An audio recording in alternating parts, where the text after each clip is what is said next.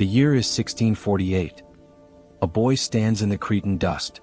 He is 17 years old. His name is Mehmed. He carries a musket that weighs almost as much as he does.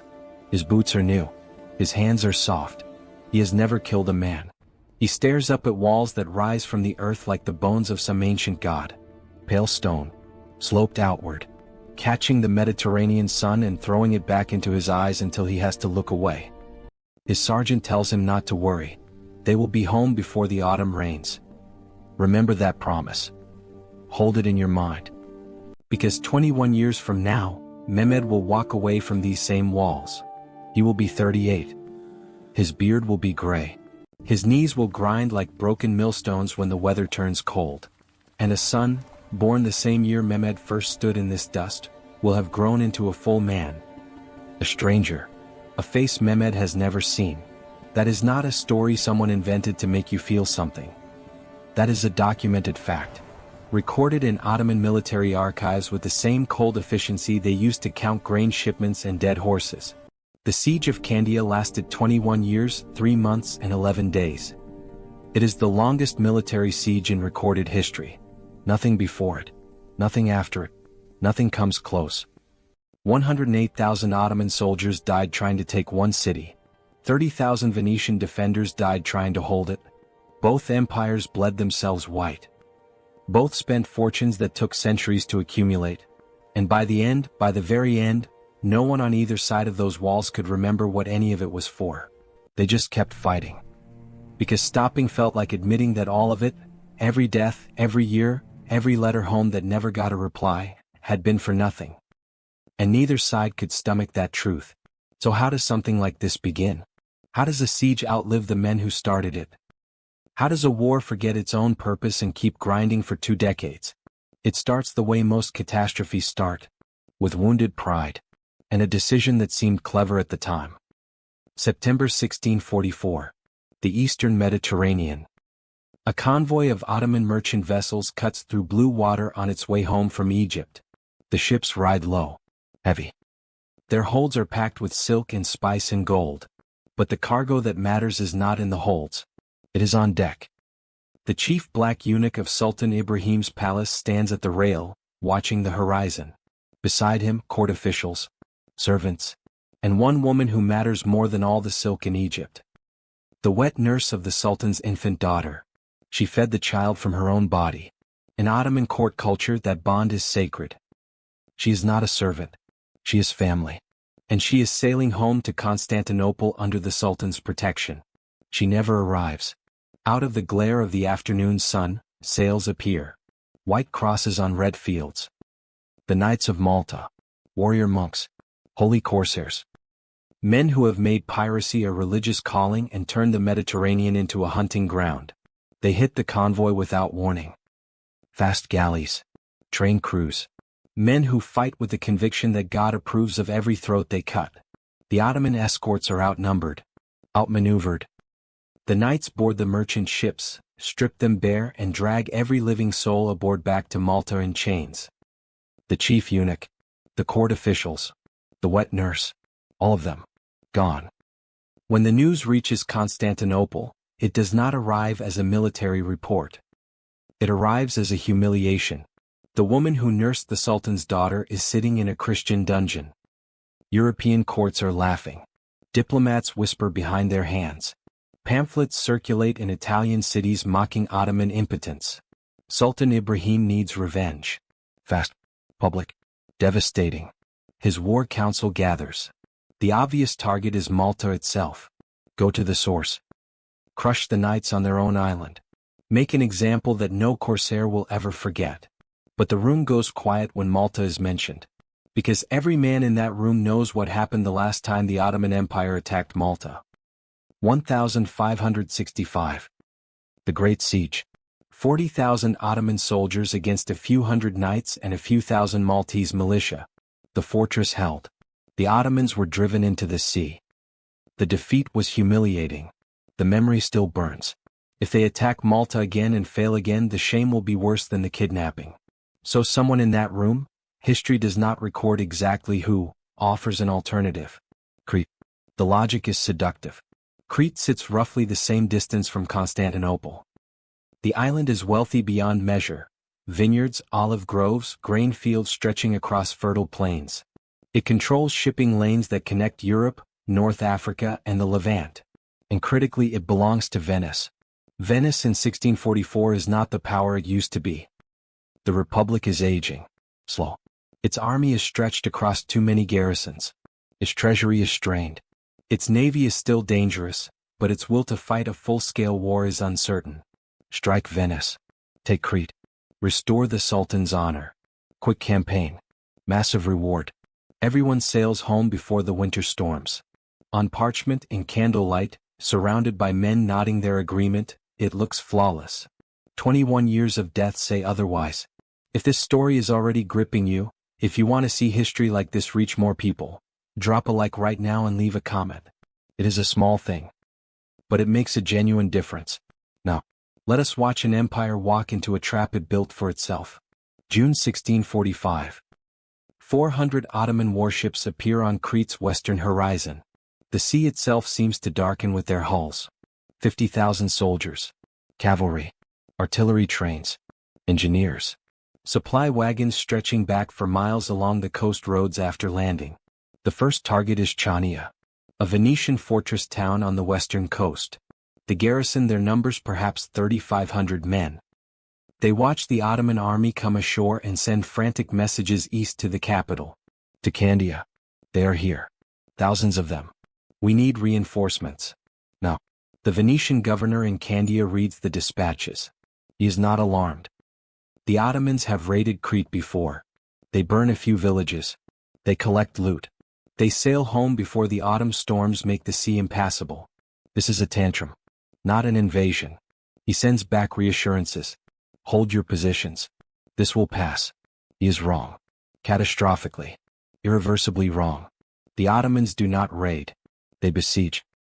Candia holds for 56 days. Then its walls crack open. Then it falls. The Ottomans do not leave. They dig in.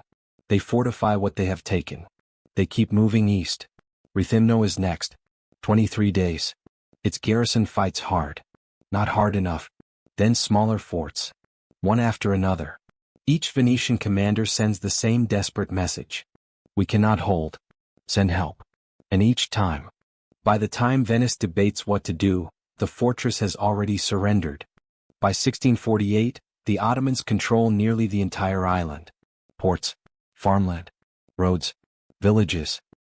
90% of Crete belongs to the Sultan. Everything except one city. Candia. The capital. The last Venetian stronghold. The final door. In May 1648, 70,000 Ottoman soldiers under Koz Mehmed Pasha marched toward its walls. Engineers study the fortifications. Officers draft assault plans. Soldiers place bets on which bastion will crack first.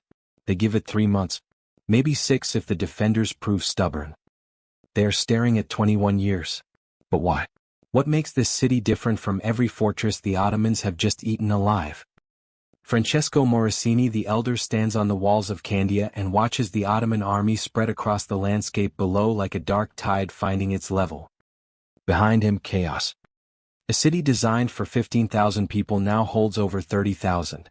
Refugees from Candia. Survivors from Rethymno. Scattered remnants from a dozen smaller garrisons. They came with everything they could carry: furniture, livestock, children, elderly parents who could not walk and had to be loaded onto carts. Merchants who would lose their fortunes. Nobles who would lose their heads.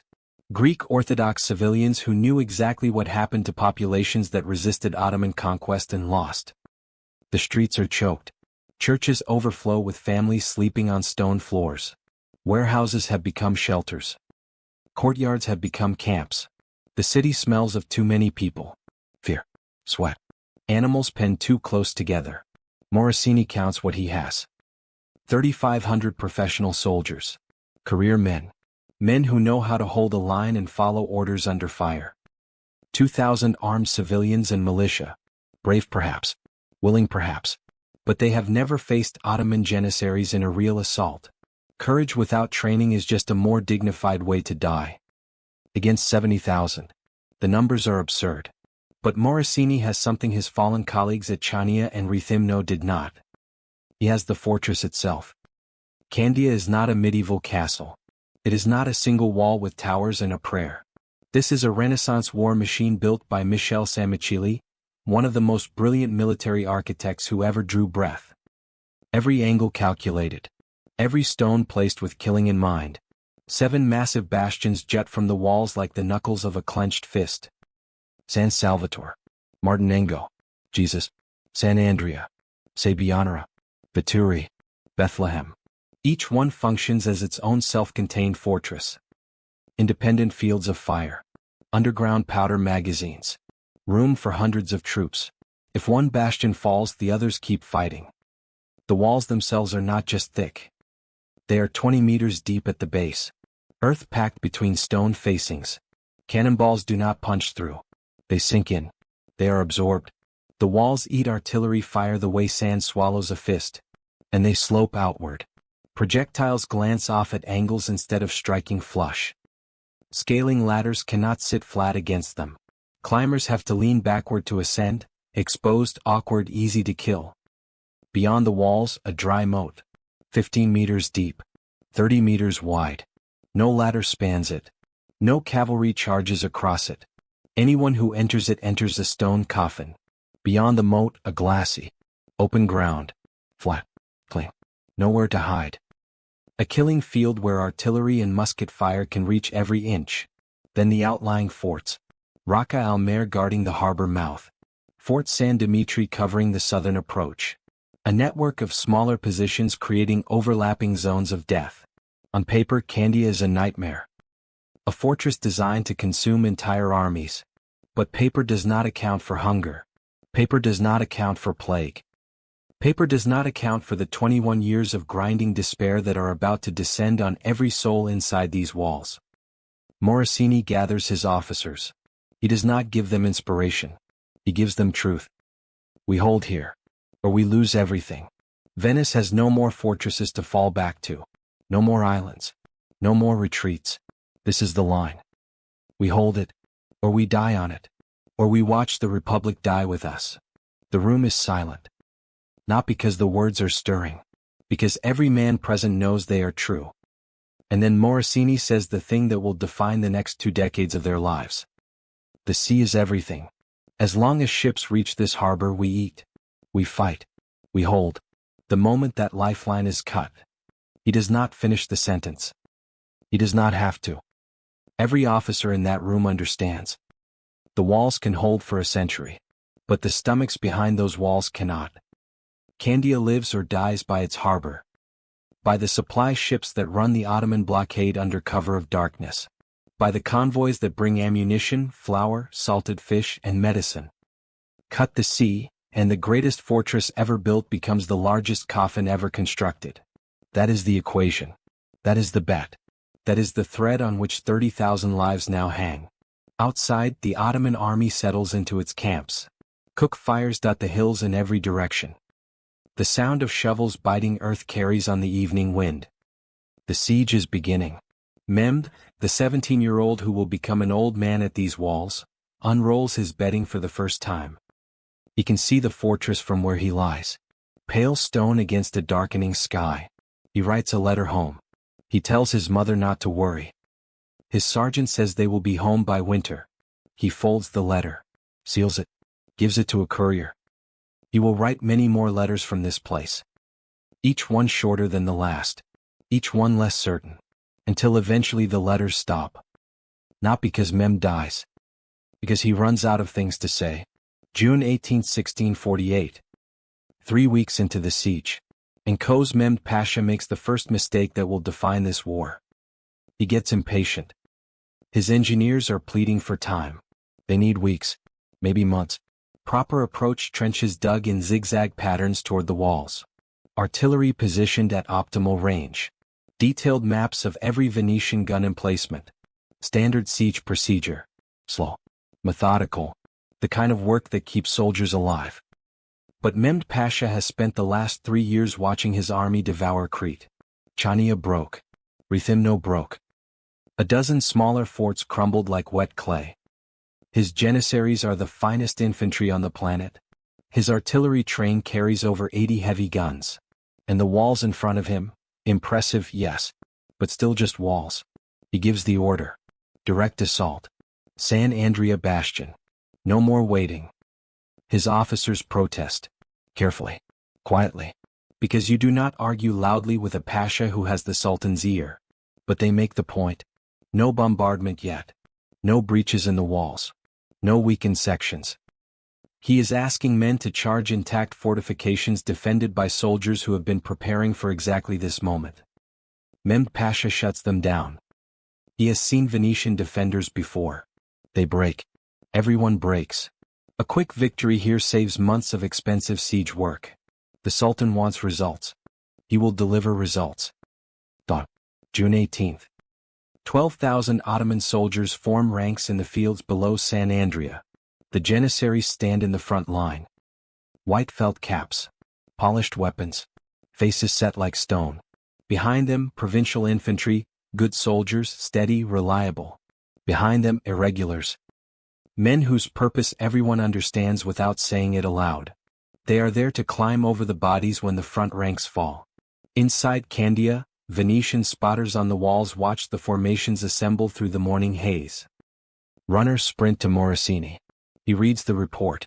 His response is immediate. Every cannon on San Andrea gets loaded with grapeshot. Every soldier not actively manning another section moves to San Andrea as reserve. Strip the other bastions if necessary. He knows what is coming.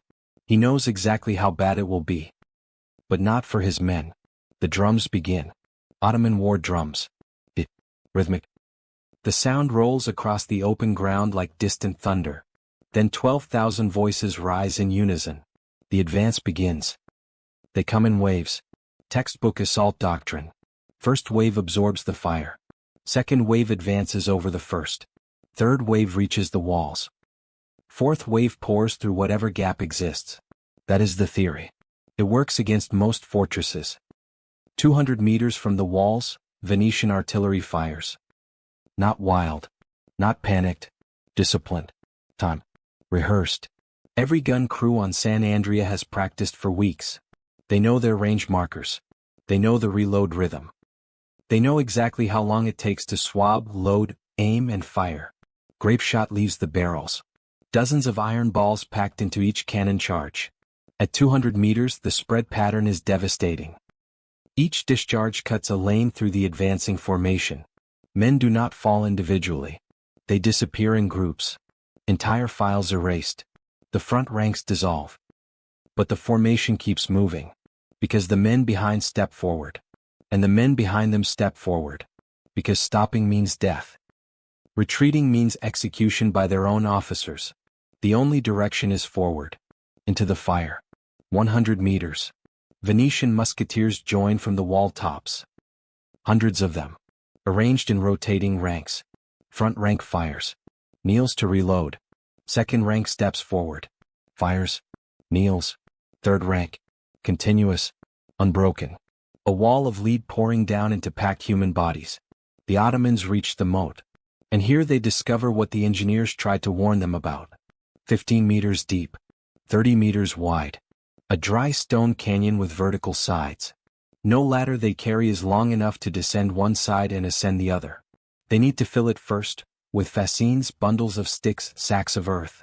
Build a crossing under fire. Men jumping carrying whatever they can. What? Dirt. Their own shields. Above them, Venetian defenders lean over the wall's edge and drop grenades. Clay pots packed with gunpowder and metal fragments. In the open field, a grenade wounds. In the confined stone corridor of the moat, a grenade kills everything within 10 meters. The blast has nowhere to go. It bounces between walls. Shrapnel ricochets from stone to flesh. The moat fills. Not with fascines. With men. Some Ottomans make it to the base of the wall itself. They plant ladders. They start climbing. And they discover the second problem. The walls slope outward. The ladders cannot sit flush against the stone. They lean at angles that force climbers to tilt backward as they ascend. Arms extended. Chests exposed. Balance precarious. Venetian defenders push ladders sideways with long wooden poles. Climbers fall screaming into the moat. Others pour boiling water. Drop stones the size of a man's head. One Venetian chronicle describes a defender who grabbed an Ottoman soldier halfway up a ladder, hauled him over the parapet, and threw him back into the moat below. Then reached for the next man on the ladder. 3 hours. For 3 hours the Ottomans feed men into the killing ground at the base of San Andrea. Wave after wave. Fresh companies replacing shattered ones. Officers screaming orders that no one can hear over the cannon fire. Then the trumpets sound. Retreat. The formations pull back. What is left of them? The fields between the Ottoman lines and the walls are carpeted with bodies. Some still moving. Most not. Mehmed Pasha's officers count the losses.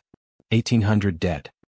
At least another 1,000 wounded so badly they will not fight again for weeks. Some accounts push the numbers higher. But even the conservative tally is devastating. Venetian losses, 114 dead. Perhaps 200 wounded. That ratio. Hold it in your mind. Because that ratio is the moment this siege changes from a campaign into a sentence. Mehmed Pasha understands immediately. No more assaults against intact walls. The defenses are too deep, too layered, too well engineered. Every advantage his army possesses, numbers, momentum, aggression, vanishes the moment his soldiers enter those kill zones. He calls his engineers back into his tent. Forget the quick victory.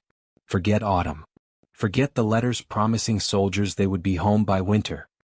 This is going to be a real siege. By the end of June, Ottoman work parties are digging the first approach trenches. Not simple ditches. Zigzag channels cut into the earth at angles that minimize exposure to Venetian artillery. Sappers work at night. They move earth in wicker baskets. They build protective berms. They inch forward. Meters per week. That is how progress is measured now. Inside Candia, Morosini watches the trench lines creep closer. He does not celebrate the failed assault. His officers want to.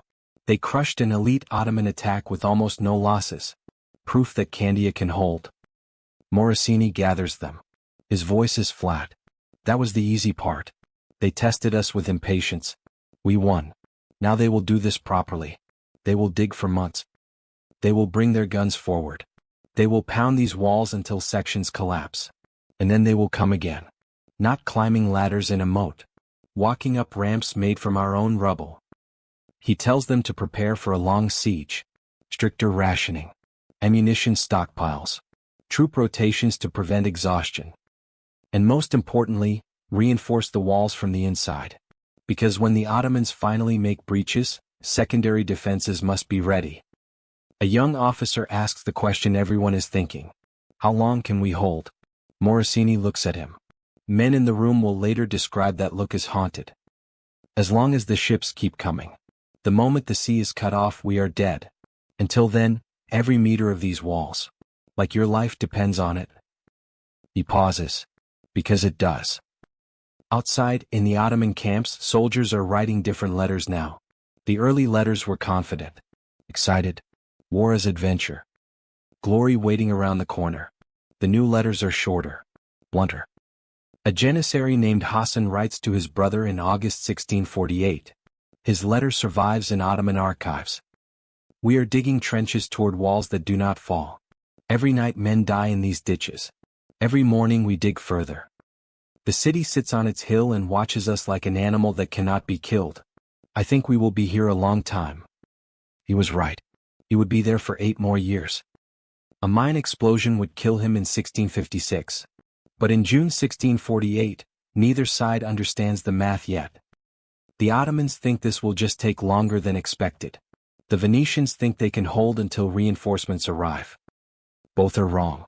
This siege will not end with patience or reinforcements. It will only end when one side has nothing left. But here is the part that separates Candia from every other siege in history. The Ottomans stop attacking the walls. They start attacking the earth itself. By 1650, Ottoman engineers have abandoned the idea of battering Candia into submission from above. The walls eat cannonballs. The bastions absorb bombardment. Conventional siege artillery is not enough. So they go down. Sappers begin digging mine tunnels. Not trenches, actual underground passages extending from the Ottoman siege lines toward the Venetian bastions. Teams of specialized diggers tunnel for weeks, sometimes months. They carve a chamber directly beneath a section of wall. They pack that chamber with barrels of gunpowder. They light a fuse, and they run. The explosion rips the foundations apart. The wall above collapses into a crater, and then Ottoman infantry charges through the gap before defenders can reorganize. That is the theory. The Venetians know this tactic. Every fortress defender in Europe knows about mine warfare. So they dig their own tunnels. Countermines. Passages driven outward from inside the walls, trying to intercept Ottoman sappers before they reach the foundations. What follows is a second war. A shadow war. Fought beneath the feet of soldiers who will never see it. Miners from both sides dig in absolute darkness. Listening. Always listening. For the scrape of enemy shovels through earth. For the muffled thud of a pickaxe hitting rock. For the creak of wooden supports being hammered into place. When they find each other, the fighting is unlike anything happening above ground. The tunnels are barely wide enough for a man to crawl through. There is no room for swords. No room for pikes. No room to stand. Only knives. Only hands. Only the desperate grappling of men who cannot see each other clearly in the guttering light of tallow candles. The air is thick, hot, smelling of sweat and turned earth and something older. Something animal. Fear has a scent underground that it does not have on the surface. No quarter is given. The losing side does not surrender. The winners collapse the tunnel. Bury the losers alive. Fill the passage with rubble and move on. The Venetians bring in miners from the Italian Alps. Men who have spent their lives underground. Who know rock and soil the way sailors know currents. They press their ears against tunnel walls and read the earth. Distance. Direction. Number of diggers. It is not magic. It is a lifetime of listening to stone. The Ottomans bring their own specialists. Bosnian silver miners. Anatolian peasants who dug irrigation channels. Criminals offered pardons in exchange for digging toward enemy fortifications. Dangerous work, but better than execution. By 1653, the Ottomans have at least 40 active mine tunnels advancing toward Candia's walls at any given time. The Venetians run 25 counter mines trying to intercept them. 65 separate underground battlefields. Each one a coffin waiting to close. March 1654. A Venetian countermine team led by a miner named Paolo Grimani breaks into an Ottoman tunnel 40 meters from Jesus Bastion. They know they are close. They can hear voices through the earth, but not exactly where. Grimani signals his team. Stop digging. Listen. 5 men in a tunnel barely high enough to crouch in. Holding their breath. Complete silence. Scraping sounds. Directly ahead. Maybe 2 meters of earth between them and the enemy. Grimani gives the signal. Dig fast. Dig quiet. Hand tools instead of picks. Slower. But no sound. 30 minutes. They break through. 3 Ottoman sappers are working. Backs turned to the breach. They never hear the Venetians come through. It is over in seconds. Knives. No shouting. The Venetians drag the bodies into their own tunnel. Collapse the Ottoman passage behind them with a small charge. Disappear back into the Venetian tunnel network. The Ottoman engineers on the surface do not realize their team is dead until the relief shift descends and finds rubble where a tunnel should be. By then, Grimani's men are gone. That is how most underground encounters end. Quick, brutal. No witnesses. But sometimes the darkness holds something worse. October 1655. A Venetian countermine breaks into an Ottoman tunnel already packed with gunpowder. Ready to blow. The Venetians do not realize it until they are inside and see the barrels. The Ottoman guards in the tunnel realize the same thing at the same moment. One spark. Everyone dies. So they fight without firearms. No guns. No grenades. Swords and knives in a space where you cannot swing properly. A sergeant named Niccolo Venier will later describe it as the worst fight of his life. Not because of the enemy. Because of the knowledge that any accidental spark will ignite the powder and turn the tunnel into a shared grave. The Venetians win. Kill the guards. Then face a choice. Remove the gunpowder, slow, dangerous, or blow the tunnel using the powder already there. They choose to blow it. Venier's team sprints back into their own tunnel, lights the fuse, runs. The explosion brings down both tunnels. Kills 80 Ottoman sappers waiting above ground to assault through the breach that mine was supposed to create. 80 men. Dead without ever knowing why the ground opened beneath them. But before the underground war becomes routine, there is one night that defines what holding Candia truly costs. June 17, 1649. The Ottomans detonate their first major mine. The target, the outer ravelin of Martinengo Bastion. A smaller defensive structure shielding the main wall. The explosion is massive. The earth convulses. Witnesses across the city say the ground shakes beneath their feet like a living thing trying to throw them off. Earth, stone, timber, pieces of men. All of it launched 300 meters into the sky. The blast kills 80 Venetian defenders instantly. Opens a crater 40 meters wide. A wound in the earth that leads straight toward the main wall. And Ottoman janissaries are already positioned. Already waiting. 3,000 of them pour toward the breach the moment the dust begins to thin. War cries. Drums. The thunder of boots on broken ground. Captain Lorenzo Morello commands the Martinengo sector. He is asleep when the mine detonates. The blast throws him from his bed. He hits the floor. Ears ringing. Dust in his throat. The walls of his quarters are cracked.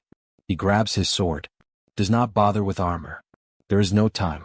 He runs toward the sound of screaming. What he finds at the breach is chaos given physical form. The ravelin is gone. In its place, a ramp of rubble and shattered stone leading up toward the main wall. Surviving defenders are scattered. Disoriented. Many are bleeding from ruptured eardrums. They cannot hear orders. They can barely stand. And the Ottomans are already climbing the rubble. Morello does the only thing left to do. He charges into the breach. And he starts killing. Not strategically. Not tactically. He simply puts his body between the enemy and the wall and refuses to move. Reinforcements arrive within the first hour. But Morello does not rotate out. Does not step back. Does not rest. He anchors the defense at the point of greatest pressure and holds. For 18 hours. Wave after wave of Ottoman infantry climbs that rubble ramp. Fresh troops replacing exhausted ones. The janissaries fight with discipline and fury. They are not cowards. They are not incompetent. They are among the best soldiers on earth. But Morello and his 200 men fight like something beyond soldiers.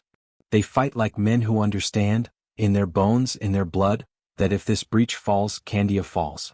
And if Candia falls, everything falls. They hold. By nightfall the Ottomans pull back. 2,400 dead on the rubble slope. Blood has soaked so deep into the broken stone that it will never wash out. Morello collapses the moment the last attacker retreats. Exhaustion. Dehydration. Multiple wounds he did not notice during the fighting because his body had moved beyond pain into some other country where only the next sword stroke exists. They evacuate him the next morning. He survives. But he is finished as a fighting man. His body is the receipt. The price written in torn flesh and shattered bone for one night of holding ground. And here is the thing that turns this siege from a war into something else entirely. That mine explosion at Martinengo was the first. The first of dozens. The pattern, mine, explosion, assault, counterattack, Ottoman withdrawal, becomes the heartbeat of Candia. The rhythm that will repeat for years. Over and over and over.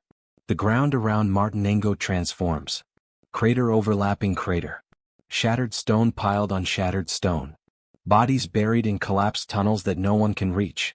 By 1653, the earth there has been blown apart and refilled so many times that bones from 1649 surface and 1653 explosions. 4 years of dying. And the same 100 meters of ground has changed hands 0 times. A sapper named Tommaso Mulin works the counter mines for 3 years. He develops constant tremors in his hands. Not from fear. From the vibrations of underground explosions conducted through rock and earth and into his bones. He can feel his teeth rattle when mines detonate 200 meters away. Eventually he cannot eat solid food. His jaw hurts too much. He keeps working. In 1657, a tunnel collapses on him. They dig him out alive. Both legs crushed. He spends the rest of the siege in the city. Unable to walk. But the tremor in his hands never stops. If you think this is the worst Candia will endure, if you think the killing underground is as bad as it gets, you have not yet heard what sailed into the harbor in 1656. Because what the Ottomans could not accomplish with steel and gunpowder, nature was about to attempt with something far worse. Something invisible. Something no wall could stop. And it nearly ended everything. Before the plague comes, before the dying shifts from steel to sickness, there is the matter of living inside a cage. 30,000 people. Trapped behind walls. And the walls are shrinking. Not physically. The stone holds. But the world inside them. The space in which human beings must eat, sleep, argue, grieve, love, and somehow continue existing, that world compresses with every passing month. The first few months, people treat it like a storm that will pass. Refugees who fled from Candia and Rethymno set up in churches. In empty warehouses. In courtyards with canvas stretched overhead. They keep their belongings packed. Ready to move home once this blows over. Women still go to market. Children still chase each other through alleyways. Merchants still haggle over the price of salt.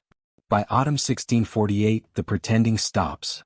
The Ottomans are not leaving. The siege lines are permanent. And every morning the trenches are a few meters closer. Morosini implements strict rationing in October. Every household is registered. Grain stores are centralized under armed guard. 1 pound of bread per adult per day. Half that for children. Meat once a week if supply ships have made it through. Wine watered down until it barely deserves the name. People adapt. Because people always adapt. Or they die. Gardens appear on every scrap of open ground. Rooftops. Courtyards. Even the glacis inside the inner walls sprouts rows of vegetables planted between artillery positions. Livestock brought in during the evacuation is slaughtered with precision. Nothing wasted. Bones boiled for broth. Hides turned into makeshift shoe leather or crude armor patches. The harbor becomes the city's heartbeat. Everyone knows it. Everyone watches it. Venetian supply ships run the Ottoman blockade at night. Small, fast galleys loaded with ammunition, flour, salted fish, medicine. Sometimes they slip through. The crew docks in darkness. Word spreads through the city within the hour. You can feel it. Relief like a physical wave passing through streets and buildings. Rations improve for a few weeks. Soldiers get fresh gunpowder. Wounded men get bandages that are not already stiff with someone else's blood. When ships do not make it through, when weeks pass with no sails in the harbor, you can feel that too. Tension. Short tempers. Fist fights over nothing. A woman arguing with a soldier over a cup of grain. 2 men drawing knives over a stolen blanket. Fear makes people small. Hunger makes them smaller. Morosini understands something fundamental about siege warfare that many commanders miss. Idle people are frightened people. Frightened people panic. And panic inside walls kills faster than any cannon. So he puts everyone to work. Women who have never touched a weapon spend their days making ammunition. Measuring gunpowder into paper cartridges. Casting musket balls in iron molds. Assembling grenades from clay pots and metal scraps. It is dangerous work. A spark in the wrong place can destroy a workshop and everyone inside it. But it keeps hands busy. Keeps minds focused on the next task instead of the next assault. Children too young to fight become the city's nervous system. Message runners. Candia streets are a maze. Refugees who arrived from other cities get lost constantly. But local children know every alley. Every shortcut. Every gap between buildings wide enough for a small body to squeeze through. A captain at Martinengo needs to send a report to Morosini's headquarters. Hand it to a 10-year-old. The message crosses the city in minutes.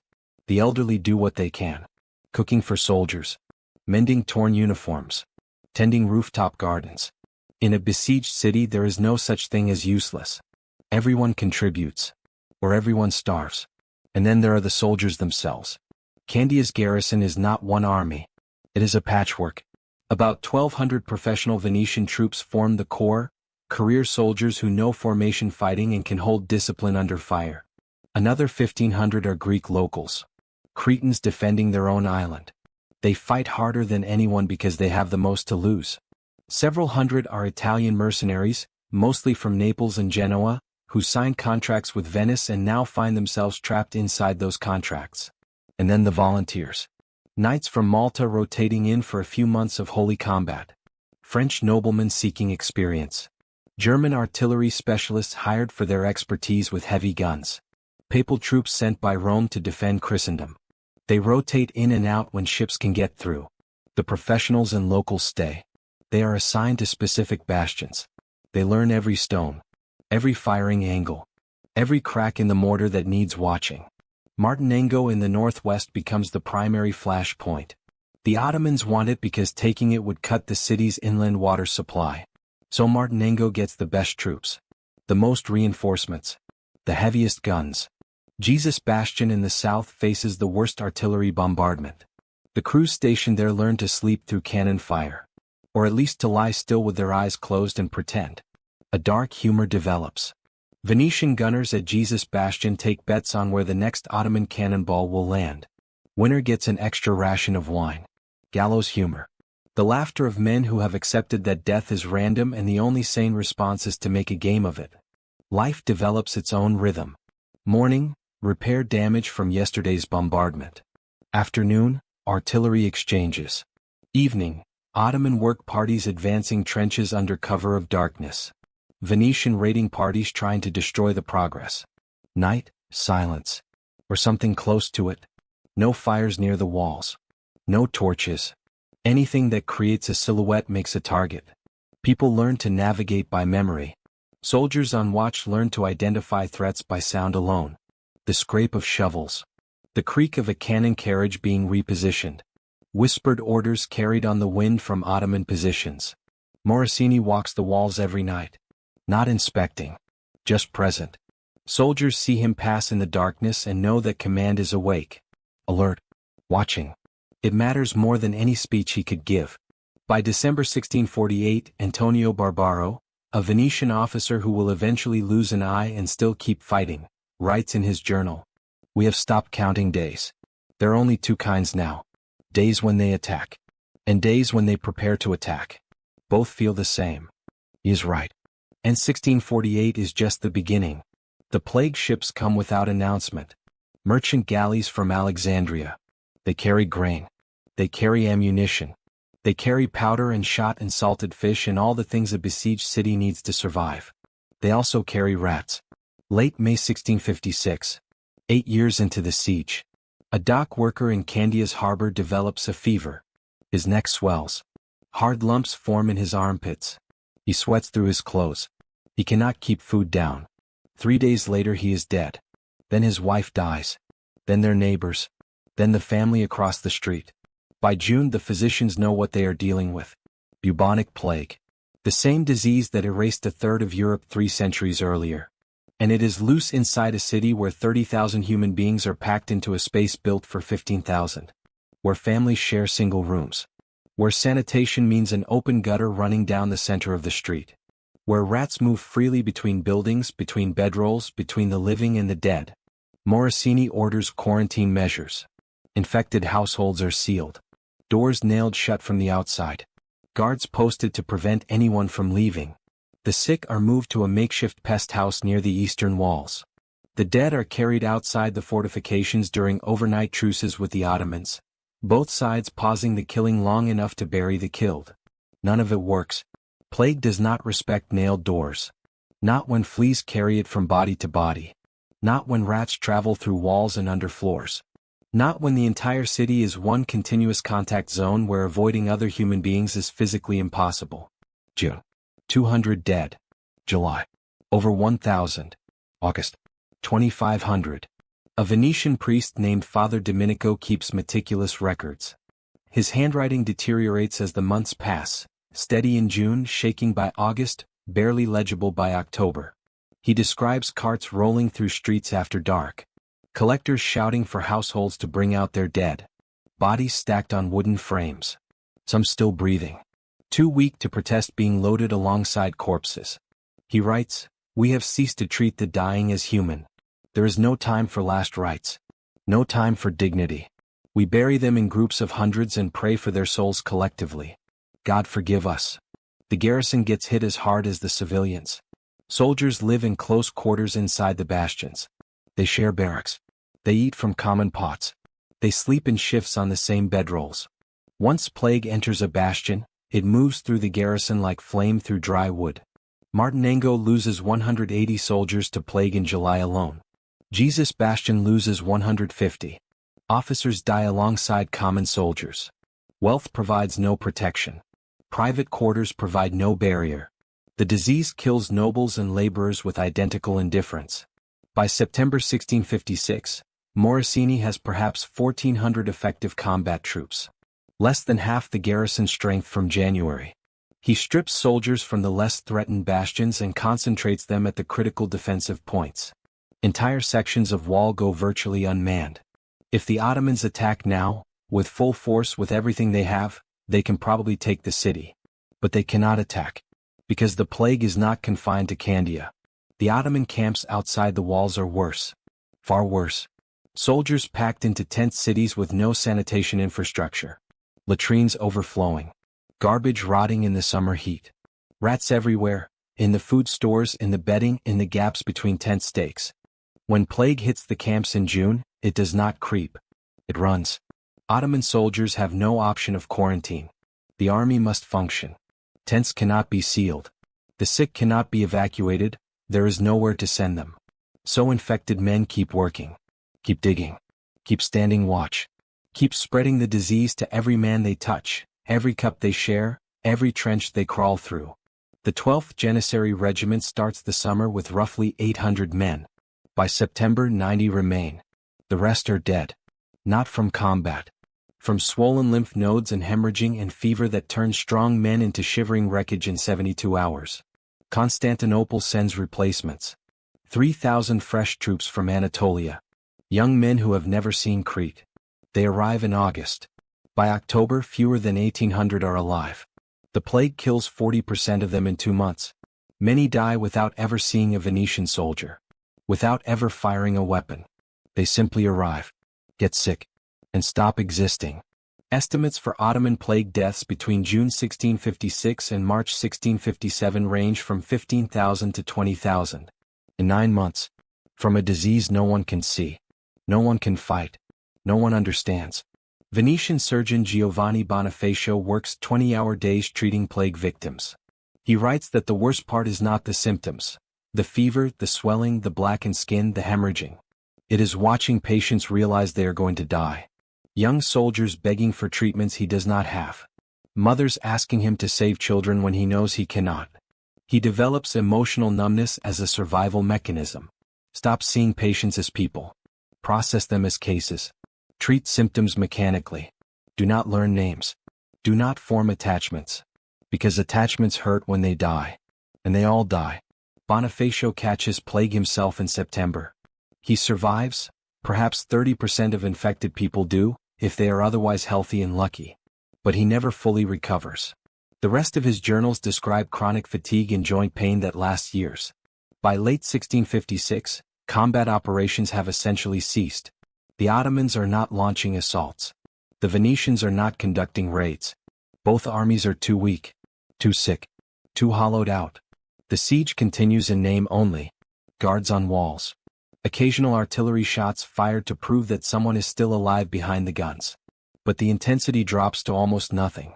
Some historians call this the quiet year. The period when the siege nearly dissolved, not from victory or defeat, but from mutual destruction. Both sides use the pause to rebuild. Venetian supply convoys arrive in November with fresh troops and medical supplies. Ottoman reinforcements trickle in through winter. Slowly. Painfully. Both armies crawl back toward something resembling function. The plague burns itself out by early 1657. Not because of any treatment. Because it runs out of host. So many have died or developed immunity that the disease cannot sustain itself. Cases become sporadic. Then rare. Then gone. But the scars do not leave. Inside Candia, entire neighborhoods stand empty. Houses where every occupant died and no one has moved in. Doors still nailed shut from quarantine. The city that held 30,000 in 1648 now holds perhaps 18,000. You can walk through streets at evening and hear nothing. No voices. No children. Just wind moving through abandoned rooms. A Venetian soldier named Marco Tant writes to his brother in April 1657. I no longer fear the Ottomans. I no longer fear their guns or their mines. I fear the air I breathe, the water I drink, the man sleeping next to me who might be sick and not know it yet. The enemy is everywhere and nowhere. At least when a janissary charges, you can fight him. How do you fight something you cannot see? On the Ottoman side, an officer named Ibrahim Shelebi writes in his journal, "We have lost more men to disease than to Venetian swords. The city defeats us not with courage but with sickness. Perhaps this is God's judgment on our ambition. Perhaps we were never meant to take Candia. And yet neither side withdraws.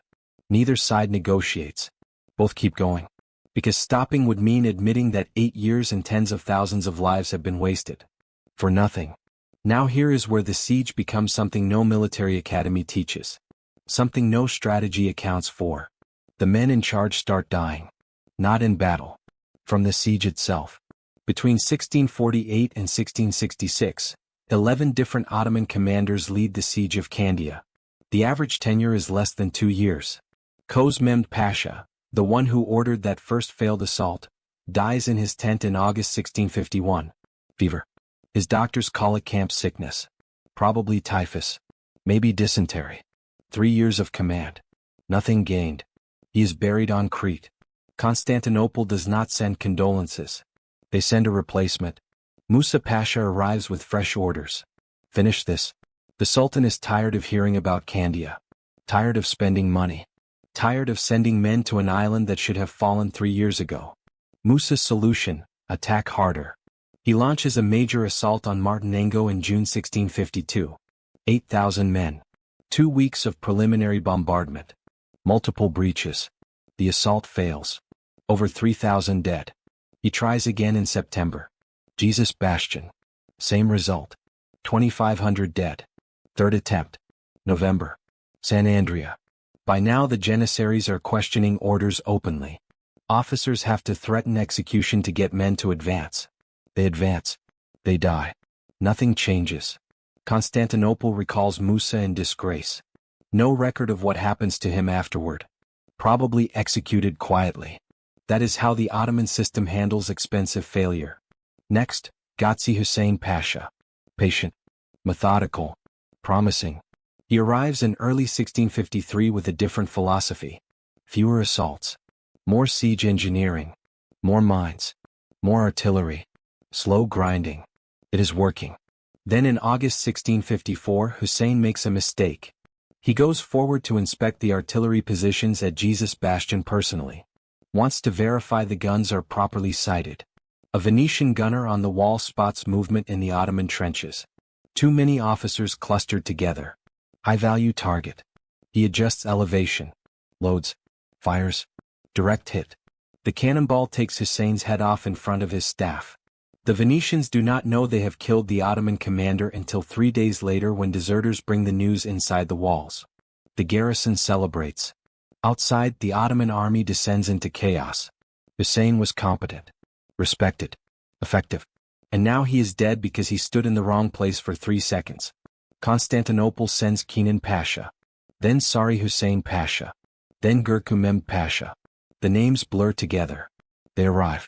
They try. They die or fail or get recalled. The dark joke among Ottoman military circles becomes prophecy. The Sultan sends you to Candia when he wants you dead but does not want to execute you himself. Command of the Candia siege becomes a punishment. Officers in Constantinople start trying to avoid the Crete assignment. Some claim illness. Others request transfers to different campaigns. Anywhere but Crete. Anywhere but those walls that never fall and the city that watches from its hill like something that cannot be killed. Inside Candia, the Venetians have something the Ottomans do not. Continuity. Francesco Morosini the Elder commands for 8 years. He does not rotate.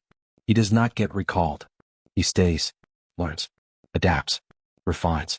Every failed Ottoman assault teaches him something. Every mine explosion reveals a weakness to reinforce. Every year adds to institutional knowledge that no replacement commander could replicate. When Morosini dies in 1656, not from enemy action but from exhaustion, stress, and dysentery, the siege killing him slowly instead of quickly, his nephew steps into a command structure that has been perfected over 8 years. The younger Morosini knows every bastion's strength, every gun position's weakness, every supply route's vulnerability. He knows which Ottoman tactics to expect because he has seen them all before. That continuity keeps the walls standing when numbers say they should have fallen years ago. But continuity cannot manufacture soldiers. By 1660, the garrison that began at 3,500 is down to perhaps 2,000 effectives. Reinforcements come, papal troops, French volunteers, German guns for hire, but they never stay. A few months, maybe a year, then gone. Antonio Barbaro takes command of the Martinengo sector in 1656. He is 41 years old. He looks 60. He has lost an eye at Jesus Bastion the year before. A musket ball. He still commands. His remaining eye is sharp enough. His journal from this period reads like a document written by a man watching his own world end in slow motion. Soldiers falling asleep during bombardments. Men who stop responding to orders and simply stare at nothing. Others who volunteer for suicide missions. Night raids behind Ottoman lines with almost no chance of return, because they prefer quick death to the slow grinding of existence without hope. He writes, "Command is no longer about tactics. It is about convincing men that tomorrow exists. Most do not believe it. Neither do I. But we pretend. Because the alternative is surrender. And none of us can bear that. That is what holds Candia together by 1660. Not strategy. Not reinforcements. Not the walls themselves. Pretending. Men pretending tomorrow matters. Officers pretending reinforcements are coming. A city pretending it has not already been forgotten by the world outside. And the world outside? Venice is bleeding to death financially. Spending 4 million ducats per year on Crete. Annual revenue, 2 million. Forced loans wrung from noble families. Noble titles sold to wealthy merchants. 127 families buy their way into the patrician class between 1646 and 1669. War debt exceeding 40 million ducats. Mercenaries mutinying over unpaid wages. Supply convoys delayed for months because the Senate cannot find ships willing to sail. The Republic is dying. And it cannot stop the bleeding. Because stopping means surrendering Candia. And surrendering means admitting that everything, every ducat, every life, every year, was wasted. So Venice keeps spending money it does not have. On a war it cannot win. For a city it cannot relieve. And if you think that makes no sense, if you think rational people would have stopped years ago, then you understand the deepest truth of the siege of Candia. It is not about strategy anymore. It has not been about strategy for a decade. It is about the inability to admit that none of it was worth the cost. And then, after 18 years of grinding stalemate, a man arrives who changes the equation entirely. A man who does not rotate, who does not fail, who does not die at the wrong moment. A man who knows exactly how to end this. Koprulu Fazıl Ahmed Pasha steps ashore on Crete in June 1666. And the Venetians watching from Candia's walls feel something they have not felt in years. Fear. Not the dull, familiar dread of another bombardment. Not the grinding anxiety of another mine explosion. Something sharper. Something new. Because this man is different from every commander who has stood in front of these walls before. He is 35 years old. Grand Vizier of the Ottoman Empire. The second most powerful man in the world. He does not need this assignment. He could have sent any one of a dozen subordinates. He could have stayed in Constantinople, governing an empire that stretches from the Danube to the Euphrates. But Sultan Mehmed IV asked him personally, "Finish the war my father started. Take the city that has consumed our soldiers for 18 years. And this." And Koprulu said yes. He brings 40,000 fresh troops, 130 siege guns, engineers, specialists, supply trains stretching back to the coast, and something the siege of Candia has never encountered in 18 years of grinding combat. Unlimited authority, unlimited resources, unlimited patience. Every commander before him had to send requests to Constantinople. Wait for approval. Wait for reinforcements. Wait for money. The bureaucratic distance between Crete and the capital created delays that cost months. Opportunities expired while letters crossed the sea. Koprulu does not request from Constantinople. He is Constantinople. When he wants reinforcements, they come. When he wants supplies, they arrive. When he wants something changed, it changes. There is no delay. No committee. No debate. The full weight of an empire with 30 million subjects bends to his will. His first 2 weeks on Crete, he does something none of his predecessors bothered to do. He walks the trenches. Not on horseback. Not with a ceremonial escort. On foot. In the dust. Talking to junior officers. Talking to common soldiers. Talking to sappers and gunners and supply clerks and the men who haul water to forward positions under Venetian fire. He asks questions. Where are the Venetian weak points? Which bastions have the strongest garrisons? Which previous assaults came closest to breaking through? And the question that matters most, why did they fail? He listens. He takes notes. He studies maps that have been drawn and redrawn over 18 years of siege. He walks the approaches himself, observing fields of fire, measuring distances, noting terrain features that previous commanders apparently never bothered to examine. Inside Candia, Morosini the Younger receives reports from scouts and spies. The new Ottoman commander is inspecting everything. Personally. Methodically. With the patient attention of a man who intends to be thorough. Morosini gathers his officers in August 1666. His message is stripped of any comfort. Everything we have survived until now was preparation for what is coming. The previous commanders were testing us. This one will break us if we give him the smallest opportunity. We hold because we have no other option. Nobody argues. Nobody asks questions. They have been here too long for questions. They simply nod and return to their positions. Copperlew makes 3 decisions that transform the siege. The first, no more frontal assaults. 18 years of watching men die in waves against Candia's walls has provided data that only a fool would ignore. Direct infantry charges against intact fortifications defended by experienced troops produce nothing except casualties. From this point forward, systematic approach. Mines to collapse foundations. Artillery to create breaches. Attrition to bleed the garrison dry. Patience to wait until the mathematics become terminal. The second decision, rebuild the entire siege infrastructure. Previous commanders let the camps develop chaotically over nearly 2 decades. The result is a sprawling mess. Poor sanitation. The same conditions that let plague devastate the army in 1656. Inefficient supply lines. No standardized command structure. Units operating semi-independently with minimal coordination. Copperlew tears it apart. New camps organized by regiment. Proper latrines dug at regulated distances from living quarters. Supply depots centralized for efficient distribution. Roads constructed. Actual roads, graded and maintained, for moving artillery between positions. Hospitals established for wounded soldiers instead of leaving them to die in their tents. It takes months. Some officers complain about the delay. They want action. They want to attack. Copperlew ignores them. He is not building a siege. He is building a machine. And when the machine is ready, it will not stop until the walls are rubble. The third decision, the one that will matter most, control the sea. 18 years. Candia has held for 18 years because supply ships reach its harbor. Ammunition. Food. Reinforcements. Medicine. The Venetian Navy has kept that lifeline open through blockade running, naval engagements and sheer stubbornness. Cut the harbor.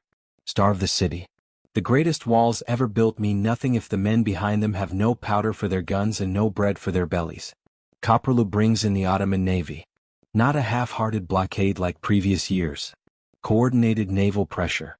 Ottoman galleys patrolling constantly. Shore batteries positioned to harass Venetian supply ships approaching the harbor. Fire ships prepared to target vessels at anchor. Venetian convoys that once ran the blockade with moderate risk now face serious danger. Some ships still make it through. Many do not. By late 1666, Candia's supply situation is deteriorating. Rations shrink. Ammunition reserves drop. The noose tightens. And then Copperlew begins. October 1666. His first major operation. Not a spectacular assault. Something worse. Something methodical. He targets Sabianera Bastion. One of the outer defensive positions. For 2 weeks, Ottoman artillery concentrates fire on the same sections of wall. Hundreds of cannonballs hitting the same stones. Day after day. Night after night. The bombardment does not pause for weather. Does not pause for darkness. Does not pause at all. The masonry starts to crack. Not dramatic collapse. Slow fracturing. Stones splitting under repeated impact. Mortar crumbling. The wall developing fissures that widen with each hit. When the walls are sufficiently weakened, Copperlew orders a mine detonated beneath the bastion's foundation. The explosion brings down an entire section. Not a crater this time. A collapse. The wall simply folds inward, stone and earth cascading into the moat below. Ottoman infantry moves in immediately. But not in chaotic waves. Organized units with clear objectives. Specific companies assigned to specific sections of the breach. Officers with explicit orders. Take your objective, hold your position. Do not advance beyond your assignment. The Venetians counterattack.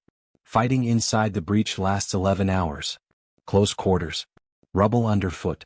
Dust so thick that men fight by sound as much as sight.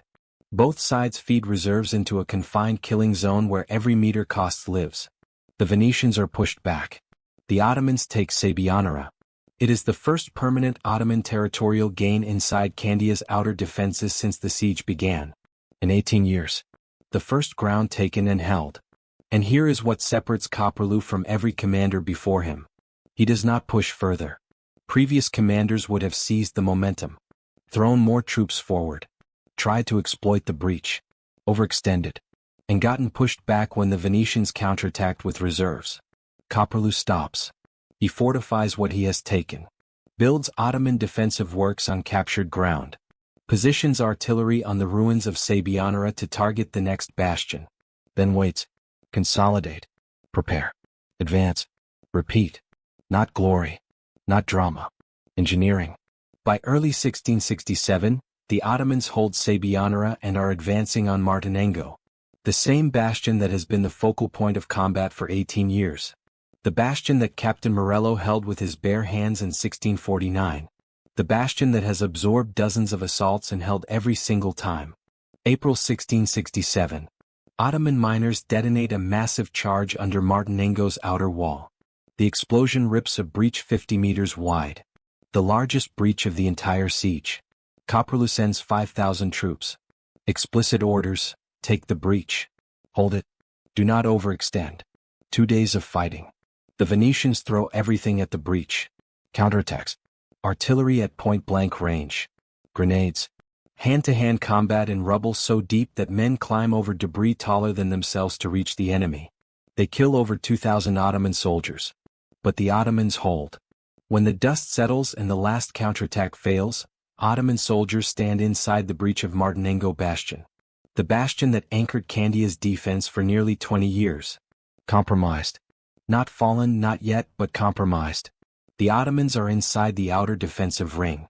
Morosini makes the calculation that every besieged commander dreads. He cannot hold Martinengo without losing the men he needs to hold everything else. Defending a compromised position means feeding troops into a losing fight while weakening the main walls. He pulls back. Evacuates remaining defenders from Martinengo at night. Concentrates everything on the inner fortifications. It is the first major strategic withdrawal of the siege. The defensive perimeter has just shrunk. And it will not expand again. By mid-1667, the mathematics have turned against Candia. Köprülü is taking ground. The supply line is increasingly dangerous. The garrison is down to perhaps 3,500 effective fighters, and that number includes walking wounded, undertrained replacements, and men so exhausted they can barely hold their muskets steady. Morale fractures. Venetian soldiers have spent years believing they can hold. Now they watch systematic Ottoman gains and realize the walls will not hold forever. Some begin talking about surrender. Not openly. Suggesting surrender is treason. But in quiet conversations. In the dark.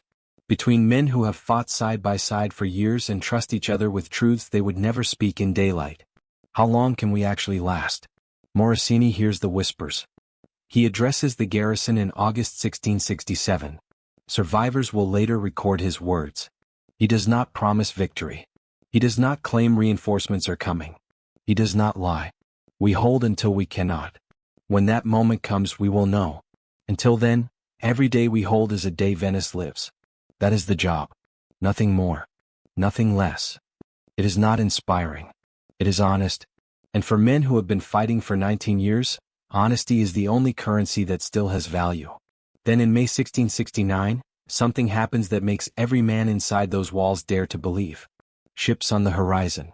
Not supply galleys. Warships. 30 of them. Flying the white flag of the Bourbon dynasty. France. King Louis XIV, The Sun King, the most powerful monarch in Europe, has sent 6,000 troops and 30 warships. The largest single reinforcement of the entire siege. Command belongs to the Duke de Beaufort, a nobleman with a reputation for courage that borders on recklessness. The fleet sails into Candia's harbor in June 1669, and for the first time in years the garrison allows itself to hope. 6,000 fresh troops. Well-equipped, well-fed, carrying supplies the city desperately needs, gunpowder, food, medicine, fresh muskets that actually fire when you pull the trigger. Beaufort wastes no time. He did not sail across the Mediterranean to sit behind walls. He wants to attack. Hit the Ottoman siege lines. Destroy their artillery positions. Disrupt their trenches. Take the fight to them. Morosini is cautious. He has seen this before. Hope followed by disappointment. Fresh troops followed by departure. The pattern is 18 years old and has never once broken. But he approves the operation. Because his men need something to believe in. And 6,000 French soldiers attacking the Ottomans might just buy enough time for what? He does not finish the thought. Even to himself. June 25, 1669. Beaufort leads 3,000 troops, mixed French and Venetian, against Ottoman positions. They launch before dawn. Quiet advance through the pre-dawn darkness. The Ottoman forward posts are caught unprepared. The assault is devastating. French troops overrun artillery batteries. Spike cannons. Kill gun crews. Destroy ammunition stores. Venetian soldiers who have spent years defending feel something unfamiliar as they advance through Ottoman trenches. Momentum. The sensation of moving forward instead of holding still. Ottoman losses, approximately 2,200 dead. Numerous guns destroyed. Supply stores burned. French losses, 400 dead. Including the Duke de Beaufort. He is leading from the front. Personally directing the assault on an Ottoman battery position. Sword in hand. Voice raised above the chaos. A man who commands by example because he does not know any other way. A cannonball finds him. Killed instantly. His body falls among the guns he was trying to capture. His staff attempts to recover him. Ottoman counterfire drives them back. They cannot reach him. The Ottomans keep the body. The French contingent absorbs the news like a physical blow. Beaufort is not just their commander. He is a symbol. A Duke of France. A figure of national prestige. And he is dead. On his first major operation. In a war that is not even France's war. The Marquis de Saint-André-Montbrun takes command. But the French officers are already arguing. This is not their fight. They came to support Venice, not to die for it. Beaufort's death proves what the walls of Candia have proven for 21 years. Everything that enters this siege gets consumed. Why should more French soldiers feed the fire? Saint-André-Montbrun holds them together for weeks. But by August the decision is made. The French are leaving. August 20, 1669. All 30 ships. All remaining troops. Approximately 4,500 survivors. They take their supplies with them. Including ammunition the Venetians desperately need. Morosini confronts Saint-André-Montbrun on the docks. Venetian sources record the encounter. They say Morosini calls it the death of Christian honor. He accuses the French of betrayal. Of abandoning allies at the hour of greatest need. Saint-André-Montbrun's response is cold. Controlled. Final. We came. We fought. We lost our commander. France does not owe Venice martyrdom. The French ships pull away from the harbor. Sails fill with wind. The fleet turns west. Inside Candia the garrison watches. Soldiers stand on the walls, the same walls they have held for 21 years, and watch the last hope disappear over the horizon. They understand now. With a clarity that cuts deeper than any Ottoman blade. No one is coming. All the appeals to Christian solidarity. All the diplomatic promises. All the talk of common cause. None of it means anything when the cost becomes real. Venice has been fighting for 21 years on the promise of help that arrives in pieces and leaves in waves. Papal troops that stay 6 months. French volunteers that stay less. German mercenaries that stay until the money stops. And now the money has stopped. The troops have left. The promises have dissolved like salt in the harbor water. Morosini stands on the dock after the last French sail vanishes. The evening light turns the stone around him golden. The city behind him is quiet. Not peaceful quiet. the quiet of people who have just realized they are alone. He turns back toward the walls. Because there is nothing else to do. There is one decision left.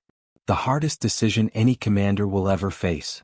And every man in Candia knows it is coming. The only question is when. August 22, 1669.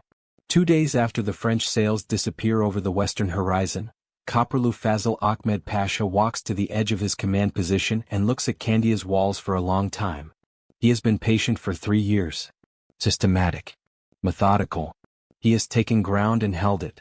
Starved the supply line. Bled the garrison through attrition. Watched 11 previous commanders fail through impatience and replaced their failures with engineering. But patience has a limit. And the French departure just moved that limit. He watched those 30 ships sail away. He counted them. He understood exactly what their departure means for the men still behind those walls. Not just the loss of 6,000 troops. Not just the lost supplies. Something deeper. Something that cannot be replaced by any convoy or reinforcement. The death of belief. The garrison has just watched their last hope leave. Voluntarily. Under full sail. In broad daylight. The psychological blow is not a wound that heals overnight. It is the kind of damage that spreads. That makes men question everything they have endured. Every year. Every friend buried in rubble. Every letter written home that received no reply. Koprulu gives the order. Final assault. No more methodical siegecraft. No more patient consolidation. Overwhelming force. Continuous pressure. Until the walls break or the garrison does. Hit them now while the abandonment is still raw. While the shock is still fresh. While the men on those walls are still processing what it means to be truly alone. Strike while belief is bleeding out. August 24th. Before dawn. The bombardment begins. Not the measured exchanges of previous years. Not the disciplined targeting of specific wall sections. Everything. Every gun Koprulu commands, over 150 cannon, concentrated on a 300-meter section of the main wall between San Andrea and Pantocrator bastions. The sound is beyond description. Men inside the city press their hands against their ears and it makes no difference. The noise is not just heard. It is felt. In the chest. In the teeth. In the bones. Buildings shake. Plaster falls from interior walls. Animals in pens go silent with a terror too deep for sound. The bombardment does not stop at nightfall. It does not pause for darkness. It does not pause at all. 48 hours. Non-stop. Venetian gun crews try to return fire. They manage for the first few hours. Then the weight of incoming fire makes it impossible to maintain positions at the wall top without dying. Crews pull back to protected positions inside the bastions. The wall above them absorbs hit after hit after hit. Stone that has stood for 21 years begins to crack. Sections that have deflected thousands of cannonballs start to crumble at their foundations. Inside the city, civilians descend into cellars. Into basements. Into any underground space that puts stone between their bodies and the sky. Families huddle in the dark. Children press their faces against their mothers. The sound above them is continuous thunder with no pause between strikes. No way to tell where one impact ends and the next begins. Morosini moves through the city during the bombardment. Not inspecting. Not issuing orders. Just moving. Being seen. He walks through streets thick with dust shaken loose from buildings. Past civilians crouched in doorways. Past soldiers gripping weapons and staring at walls that vibrate with each impact. He does not speak. He does not need to. His presence is the message. He is still here. Still standing. While the world comes apart around him. August 26th. The bombardment stops. Silence falls over Candia like something physical. After 48 hours of continuous thunder, the absence of sound feels wrong. Soldiers on the walls look at each other. Some cannot hear properly, their ears have been damaged by sustained exposure to cannon fire. They communicate through gestures. Through expressions. Through the shared understanding of men who have lived through the same experience and know what the silence means. It means what always comes next. The drums begin. Ottoman war drums. Rhythmic. The sound rolls across the open ground the way it did on June 18, 1648, the morning of the first assault. 21 years ago. The same sound. But everything else is different. Then the voices. Tens of thousands of voices rising in unison. A sound that has no single source. That seems to come from the earth itself. Venetian soldiers climb to the wall tops and look out at what approaches. Ottoman infantry formations as far as vision reaches. Janissaries in the front rank. Provincial troops behind them. Wave after wave after wave of men with weapons drawn and orders clear. This is not a probing attack. This is not a test. This is everything. The Ottomans advance across the open ground. Venetian artillery opens up. Grapeshot tears lanes through the front ranks. Men fall by the hundred. But the formations do not hesitate. Do not slow. The men behind step forward over the fallen. Because there are so many that losses do not matter. Not in the mathematics of this assault. They reach the walls. Ladders go up. The fighting that follows is everything the last 21 years of siege combat has been, compressed into a single afternoon. Intense. Desperate.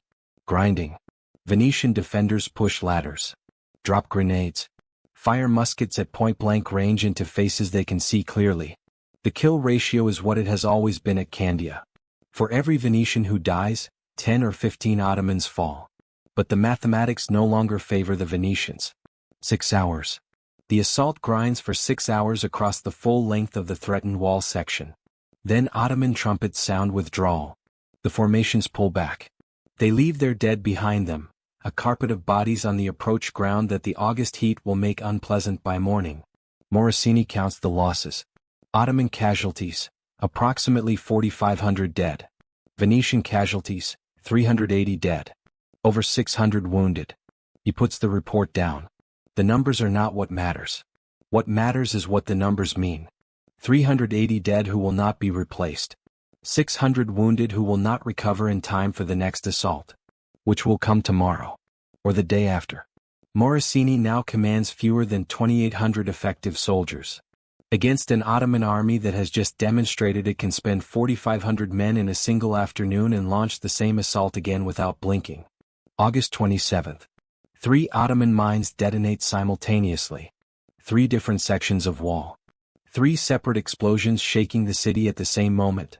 A coordinated strike designed to split Venetian defensive attention in 3 directions at once. 3 craters. 3 breaches. Ottoman infantry pouring through all of them before the dust settles. The Venetians split their reserves. Rush defenders to 3 separate points. Fight simultaneously in rubble at 3 separate locations. The fighting is brutal and close and utterly without mercy. No formations. No tactics. Men in small groups hacking and shooting at other men in small groups in confined spaces where the ground beneath their boots is broken stone and the air is so thick with dust that visibility drops to arm's length. The Venetians hold all 3 breaches. Barely. August 28th. The Ottomans assault Pantocrator Bastion directly. Organized infantry charge following a concentrated artillery barrage. Ottoman troops break through the outer wall and get inside the bastion itself before Venetian reserves can respond. Fighting inside a bastion is unlike anything else. The spaces are narrow, designed to funnel attackers into kill zones. But those same narrow spaces now funnel the defenders trying to push the attackers back out. Both sides are equally disadvantaged by the geometry. Morosini commits every reserve unit he has. Every man who can hold a weapon gets sent to Pantocrator. Soldiers who were pulled from the walls for rotation because they were too exhausted to maintain proper watch. Cooks who have spent the last decade feeding the garrison. Clerks who maintain supply records. Men recovering from wounds sustained 3 days ago who should not be walking, let alone fighting. Everyone. Into Pantocrator. Hold the line. They hold. The Ottomans are pushed back out of the bastion. The outer wall remains in Ottoman hands. But the bastion's interior is Venetian. Morosini receives the report. His expression does not change. He knows what the numbers say. He has known for days. Each assault the Ottomans absorb thousands of casualties. Each assault the Venetians absorb hundreds. The ratio has always favored the defense. It still does. But there are no more defenders to absorb hundreds. The formula breaks when one side runs out of soldiers to feed into it. August 29th. A delegation arrives at Morosini's headquarters. Not military. Civilian. Candia's remaining population, perhaps 12,000 people by this point, down from 30,000 in 1648, has selected representatives. They come formally. With the dignity of people who understand the gravity of what they are about to say. They are not questioning his command. They are not questioning his courage. They are not demanding surrender. They are asking him to consider the people behind the walls who are not soldiers. The people who have no weapons, who have nowhere to run, who have survived 8 years of war, a plague year that killed a quarter of the population, and 3 weeks of the most intensive bombardment in the siege's history. If the walls fall by force, if the Ottomans breach and the garrison collapses, there will be no terms. No negotiation. A city taken by storm after prolonged resistance is a city given to its conquerors. Everyone understands what that means. Massacre. Enslavement. The things that happen when an army that has bled for 21 years finally gets through doors that would not open. But if they negotiate while the walls still hold, while Candia still has leverage, still has something to offer in exchange for terms, the outcome is different. Safe passage. Lives preserved. Dignity maintained. The representatives lay this before Morosini and wait. He listens to every word. Does not interrupt. Does not dismiss. When they finish, he thanks them and asks them to leave. Then he calls his senior officers. The room fills. These are the men who have been with him since the beginning. Some since 1648. Others since 1650. Antonio Barbaro stands against the wall, one eye, face carved by 21 years of siege into something harder than the stone he has defended. Morosini asks the question directly. No softening. No preamble. Can we hold? The room is silent. Not the silence of men who do not have an answer. The silence of men who have the answer and understand what saying it means. Then Barbaro pushes off the wall. He speaks quietly. The way men speak when they want to be absolutely certain every word lands clearly and none of it gets lost in volume. We can hold for another week. Maybe 2 if the Ottomans give us days between assaults. After that we will have too few men to cover the walls. When that happens they will find the gaps. They will come through the gaps. And when they come through the gaps... He stops. He does not need to finish. Every man in the room knows what happens when an army that has bled for 21 years walks through undefended gaps in walls it has been trying to breach for 2 decades. Nobody contradicts him. Nobody offers an alternative assessment. Nobody suggests there is a reserve that has not been counted. A supply ship that is coming. A miracle that is still possible. Because there is none. And these men have been here too long and paid too much to lie to each other now. Morosini nods slowly. Dismisses his officers. Sits alone. 21 years. He was 31 years old when he first arrived in Candia as a junior officer under his uncle. He is 52 now. His hair is white. His body carries the accumulated damage of 2 decades of siege. Not dramatic wounds, but the grinding wear of years lived in constant stress, constant cold, constant noise, constant loss. He thinks about every man he has buried. Every letter he has written to Venice requesting reinforcements that did not come. Every morning he has walked the walls and counted what remained and calculated how long it could last. He thinks about the 12,000 civilians sleeping in cellars beneath the city. Children who were born inside these walls and have never seen a world without siege.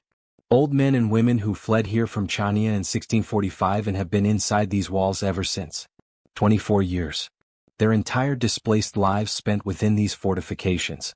He thinks about what happens to them if he waits 1 more week. If the walls give way while he is still trying to hold them. And he makes the decision. Not quickly. Not without cost. Every commander who has held ground for 21 years and then chooses to stop holding it understands what the decision means. What it looks like. What history will call it. He will negotiate surrender. Now, while Candia still has walls. While he still has something to offer in exchange for terms. Before the alternative becomes not surrender but annihilation. August 30th. A Venetian emissary walks out through Candia's gates under a white flag. Crosses the open ground between the walls and the Ottoman siege lines. Ground that has absorbed 21 years of combat. Ground that holds more dead men than living ones if you count what lies beneath the surface. He reaches Copperlu's command tent and delivers a single message. Venice is prepared to negotiate terms for the surrender of Candia. Copperlu receives the emissary personally. He reads the message. His response comes without hesitation. Without triumph. Without theater. He will accept Venetian surrender under honorable terms. The garrison will leave with weapons. With flags. With dignity. Civilians who wish to evacuate will be permitted to do so. Ships will be provided. No massacre. No enslavement. He has done the mathematics himself. He can take Candia by force. It will cost another 10 to 15,000 Ottoman soldiers and another month of combat.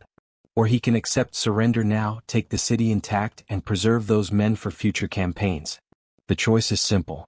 For a man who thinks clearly, it always was. Negotiations run for 5 days. Venetian and Ottoman representatives argue over details with the exhausted precision of men who have been at war so long that they negotiate the way others breathe, automatically, without passion, through sheer habit. How many ships for evacuation? How much time for civilians to gather their belongings? Whether the fortifications will be handed over intact or partially destroyed.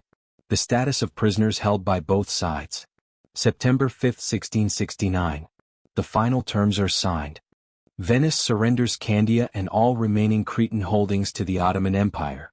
The Venetian garrison evacuates with full military honors, flags flying, drums beating, weapons carried, heads up. Any civilian who wishes to leave has 12 days to evacuate without interference. All prisoners of war on both sides are exchanged. The fortifications are handed over intact. When Morosini reads the terms to the garrison, the silence that follows is not the silence of defeat. It is the silence of men who have been holding something enormous for a very long time and have just been told they can put it down. Some weep. Quietly. Turned away from each other because 21 years of siege warfare does not produce men who weep openly in front of their colleagues. Some feel nothing. Just the enormous blankness that follows the end of something that has defined their entire adult lives. Most simply nod. And return to their positions one final time. Because there is still work to be done. An evacuation to organize. A city to hand over with the same discipline they brought to defending it. September 6th. Venetian ships enter the harbor. The Ottoman navy watches from a distance but does not interfere. Koperlu's orders on this point are absolute. Any soldier who harasses the evacuees will answer for it with his life. He wants this done with dignity. It is, among other things, a statement. A message to every Christian city that might one day face an Ottoman army. Resistance will be punished. But honor will be respected. The evacuation takes 12 days. Soldiers march to the docks in formation. They do not shuffle. Do not drift. They march.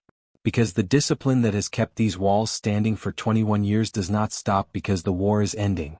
It is who they are now. It is all they are. Civilians carry whatever they can manage. Families load into small boats that ferry them to the waiting ships. Greek Orthodox residents who have lived on Crete for generations make the choice that will define the rest of their lives. Evacuate with the Venetians or stay under Ottoman rule. Most leave. Not all. Some families have roots in this island soil that go back centuries. They will stay. Adapt. Survive under new administration as their ancestors survived under previous ones. Over 10,000 people evacuate. Soldiers. Civilians. Clergy. Merchants. The remnants of a 30,000-person city that has spent 21 years shrinking toward this moment. Francesco Morosini is the last to leave. September 17, 1669. He walks through Candia streets one final time. Alone. Without escort. Without ceremony. The streets are quiet. Most of the evacuees have already boarded. The buildings around him are mostly empty now, the same buildings that were packed with refugees in 1648, that served as ammunition workshops and message relay stations and makeshift hospitals and 1,000 other functions a besieged city finds for every available space. Empty now. Dust settling in abandoned rooms. Morning light coming through windows that no one will open. He walks past Martinengo. Past Jesus Bastion. Past San Andrea where 1,800 Ottoman soldiers died in 3 hours on a June morning 21 years ago. He walks slowly. The way a man walks when he is trying to fix something in memory before it is gone. Then he walks to the harbor. Steps onto the dock. Boards his galley. Does not look back. The next morning, Ottoman troops march through Candia's gates unopposed. Organized. Disciplined. No looting. No violence. Koperlu has made his expectations clear and his men understand the consequences of defying them. Koperlu himself tours the fortifications. The walls that have resisted everything his empire could throw at them for 21 years. He walks the same bastions Morosini walked. Examines the engineering that made the siege last as long as it did. The sloped walls. The overlapping fields of fire. The underground magazine systems. The deep moat. He calls them the finest defensive works he has ever seen. Coming from the man who finally breached them, that means something. Now the accounting. The siege of Candia cost the Ottoman Empire approximately 108,000 dead. Soldiers killed in combat, dead from disease, lost to mine explosions and tunnel collapses, and 1,000 other ways the siege found to consume human life. Some historians argue the number was closer to 130,000.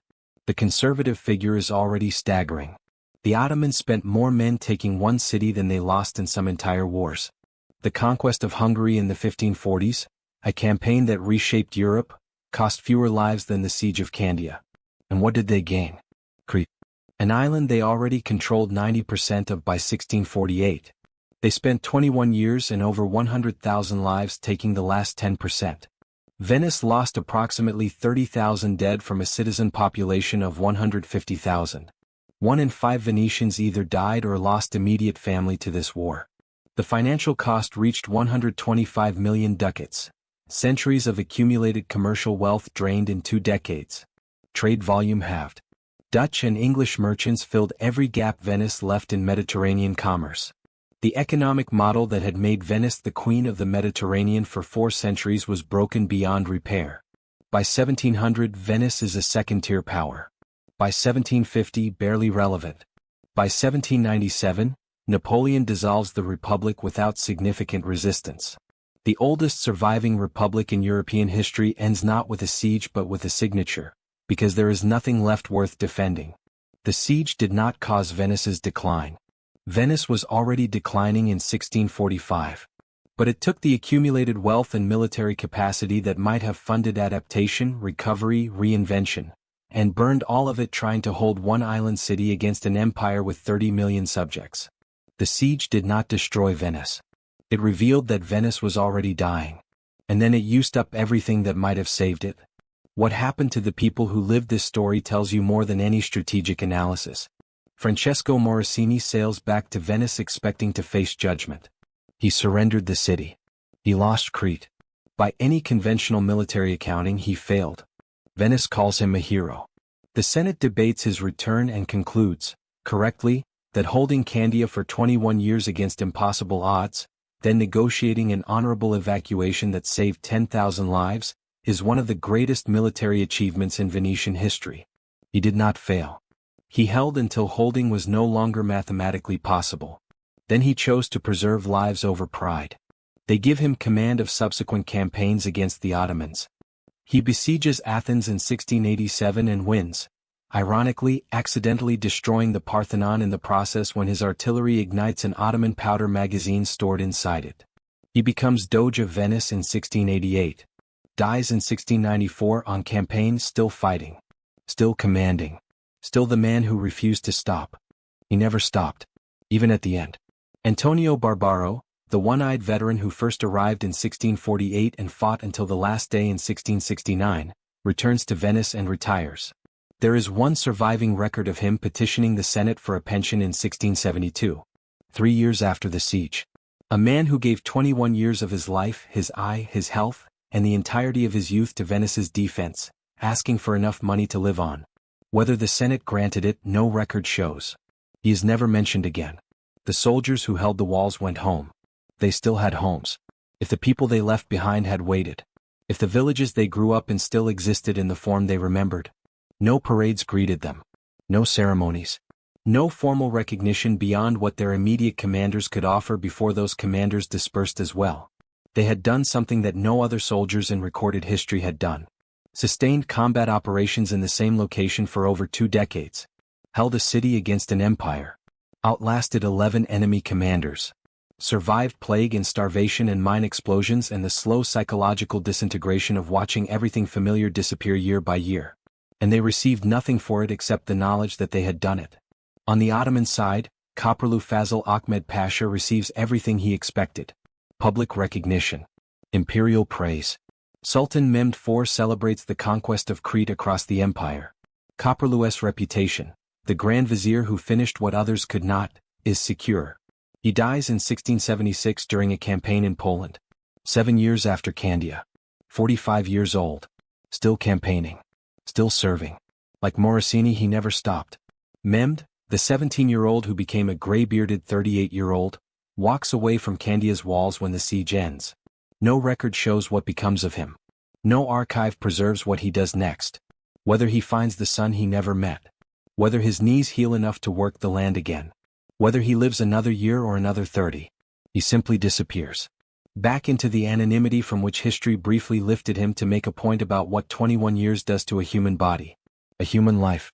He is every soldier this siege consumed. Every man who arrived young and left old. Every father who became a stranger to the family that kept existing without him. Every son who kept a promise to return home and then discovered that home had moved on without waiting. Here is the question that the siege of Candia leaves behind. The one that does not have a clean answer. Was any of it worth it? For the Ottomans, they gained an island they mostly already held. They spent a century's worth of military capacity taking 10% of a territory. They won. But did winning justify the cost? For Venice, they held for 21 years. They preserved their honor.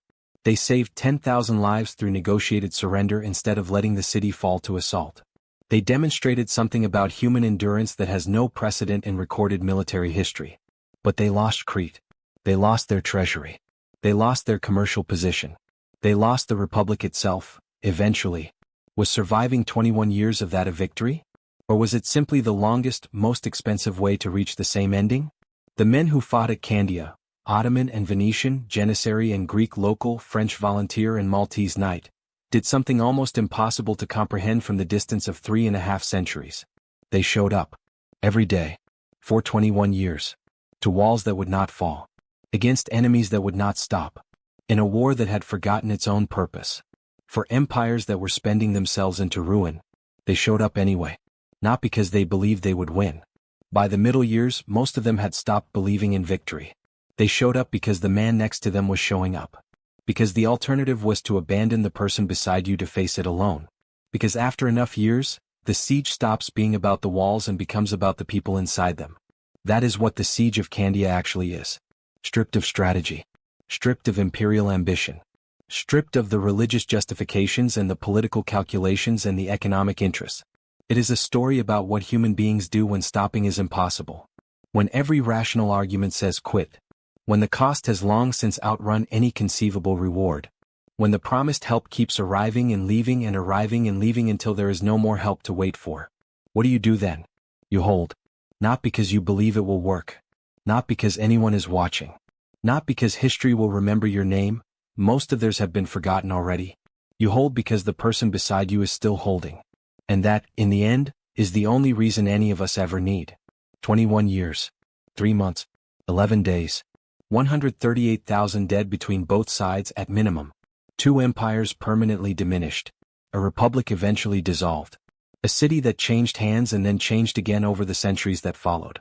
And somewhere, lost in the bureaucratic archives of an empire that no longer exists, a record of a 17-year-old soldier named Mehmed who was promised he would be home by winter. He was home by winter eventually. 21 winters later. That is the siege of Candia. Not a triumph. Not a defeat. Something older and harder than either. The thing they survived.